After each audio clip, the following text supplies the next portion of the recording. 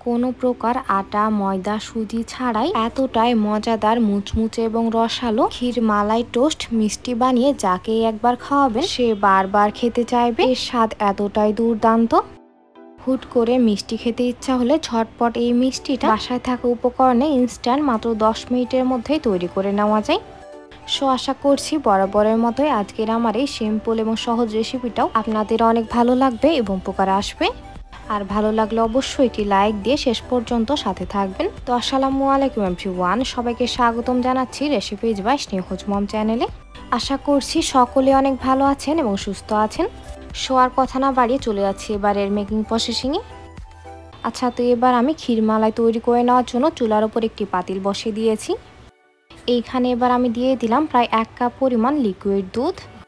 তো দুধটাকে এবার আমি নাড়িয়ে চাড়িয়ে সুন্দরভাবে করে জাল করে নিচ্ছি। তবে এটা খুব একটা বেশি সময় নিয়ে জাল করে নেওয়ার কোনো প্রয়োজন নেই, জাস্ট এর মধ্যে একটা বলক উঠিয়ে নিলেই হবে।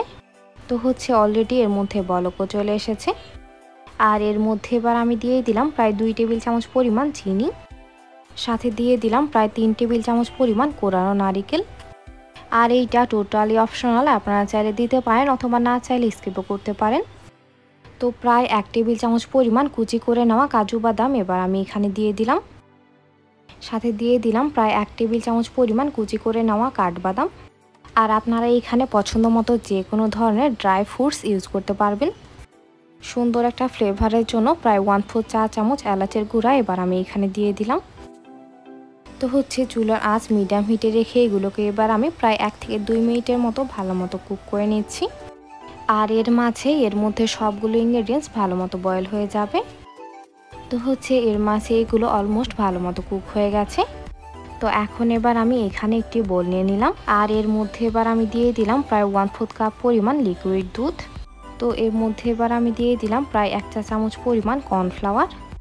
আর কর্নফ্লাওয়ারটা দিয়ে নেওয়ার পর এটাকে এবার আমি দুধের সাথে একটি স্পুনের সাহায্যে ভালো মতো মিশিয়ে নিচ্ছি। তো এখানে আমার মনে হচ্ছিল আরও কিছুটা কর্নফ্লাওয়ারের প্রয়োজন, তাই এখানে আমি আবারও প্রায় 1/2 চা চামচ পরিমাণ কর্নফ্লাওয়ার এর মধ্যে দিয়ে দিলাম। আর এটাকে আবারও দুধের সাথে ভালো মতো মিশিয়ে নিয়ে পাতিলের মধ্যে সম্পূর্ণটাই ঢেলে দিলাম।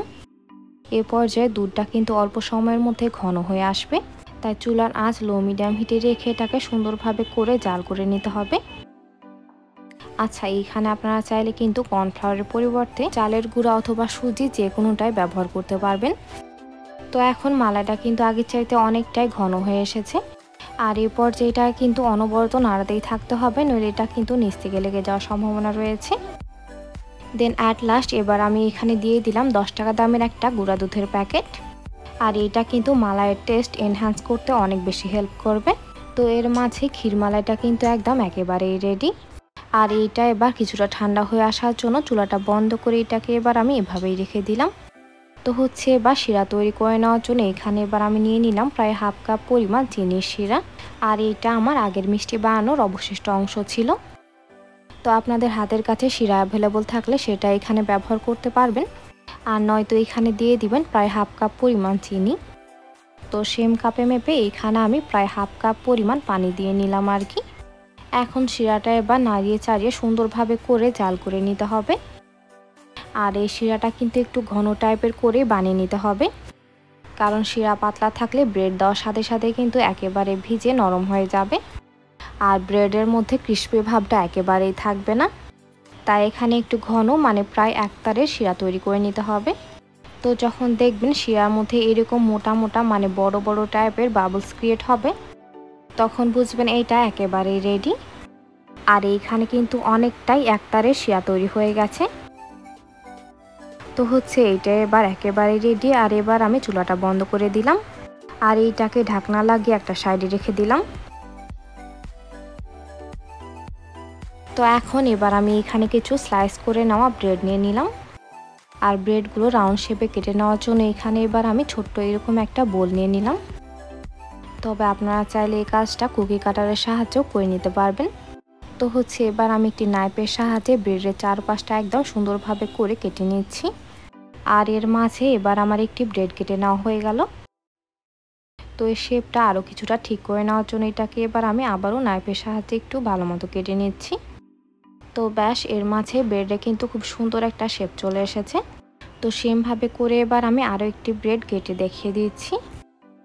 সো ভিউয়ার্স, আপনারা যারা এতক্ষণ পর্যন্ত আমার ভিডিওটি দেখছেন অথচ আমার চ্যানেলটি সাবস্ক্রাইব করেন, তারা অবশ্যই আমার চ্যানেলটি সাবস্ক্রাইব করে দিবেন এবং পাশে থাকা বেল আইকনে ক্লিক করে দিবেন আমার পরবর্তী ভিডিও নোটিফিকেশন সবার আগে পেতে। আর অলরেডি যারা সাবস্ক্রাইব করে ফেলেছেন তাদের জানাচ্ছি অসংখ্য ধন্যবাদ।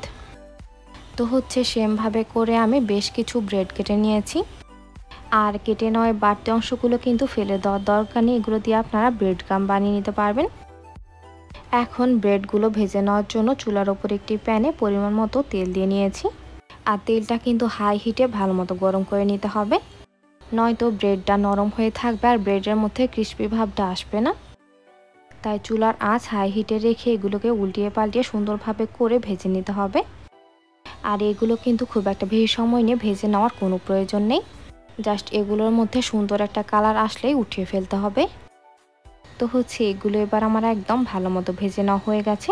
আর সবগুলোকে উঠিয়ে এবার আমি এর মধ্যে এক্সট্রা তেলটা ভালো মতো ছাড়িয়ে নিচ্ছি। আর সেম ওয়েতে সবগুলো ব্রেড আমি একদম ভালো মতো ভেজে নিয়েছি। আর ব্রেডগুলো ভেজে নেওয়ার পর অবশ্যই ঠান্ডা করে নিতে হবে। তো এখন আগে থেকে বানিয়ে রাখা শিরাটাও কিন্তু একেবারেই ঠান্ডা হয়ে গেছে। তো এবার আমি মুচমুচে ব্রেডগুলো শিরার মধ্যে দিয়ে এগুলোকে উল্টিয়ে পাল্টিয়ে সুন্দরভাবে করে ভিজিয়ে নিচ্ছি। আর দুইটা সাইডে জাস্ট 1 সেকেন্ড করে 2 সেকেন্ড ভিজিয়ে নিলে হবে। এগুলোকে উঠে অবশ্যই একটি স্ট্যান্ডারে রাখতে হবে, তাহলে এর মধ্যে এক্সট্রা শিরাটা সুন্দরভাবে করে ঝরে যাবে। তো এবার সবগুলো ব্রেড শিরার মধ্যে ভিজিয়ে নেওয়ার পর এগুলোকে এবার স্ট্যান্ডারে এভাবে রেখে দিতে হবে প্রায় 5 মিনিটের জন্য, তাহলে এগুলোর মধ্যে এক্সট্রা শিরাটা সুন্দরভাবে করে ঝরে যাবে। তো এর মাঝে এবার আমি সবগুলো ব্রেড ভিজিয়ে নিয়েছি আর এগুলোর মধ্যে এক্সট্রা শিরাটাও ভালো মতো ছাড়িয়ে নিয়েছি। তো এখন এবার আমি আগে থেকেই তৈরি করে রাখা মালাইটা এবার এর মধ্যে সুন্দর মতো করে লাগিয়ে নিচ্ছি। আর মালাইটা কিন্তু আমি একটি বোলে ট্রান্সফার করে এটাকে ফ্রিজে রেখেছিলাম যেন ভালো মতো সেট হয়ে যায়। তো এখন এবার আমি এখান থেকে একটি ব্রেড নিয়ে প্রায় 2 চা চামচ পরিমাণ ক্ষীর মালাই এর মধ্যে দিয়ে দিলাম। আর এটা অবশ্যই চামচ দিয়ে ভালো মতো সেট করে নিতে হবে। তো এর উপরে এবার আমি আরও একটি ব্রেড সুন্দর মতো চেপে বসিয়ে দিলাম। তো ব্যাস এইটা এবার রেডি। আর সেমভাবে করে আমি সবগুলোই তৈরি করে নিয়েছি। তো এগুলো এবার আরও কিছুটা আকর্ষণীয় দেখানোর জন্য এর উপর সামান্য কিছু পেস্তা বাদাম কুচি দিয়ে নিলাম। তো এর মাঝে তৈরি হয়ে গেল অসম্ভব মজাদার মুচমুচে এবং রসালো মালাই টোস্ট মিষ্টি। সো ভিউয়ার্স, রেসিপিটি ভালো লাগলে বাসায় একবার অবশ্যই ট্রাই করবেন। আর রেসিপিটি কেমন লাগলো অবশ্যই একটু কমেন্ট করে জানাবেন। আর ভালো লাগলে অবশ্যই ফ্রেন্ডস এবং ফ্যামিলির সাথে শেয়ার করবেন। তো এইগুলো এবার কি পরিমাণ মুচমুচে এবং ভিতর থেকে কতটা জুসি হয়েছে সেটা এবার আমি একটু কেটেও দেখিয়ে দিচ্ছি। তো আজকের মতো এখানে বিদায় নিচ্ছি। এতক্ষণ সাথে থাকার জন্য অসংখ্য ধন্যবাদ। আল্লাহ হাফিজ।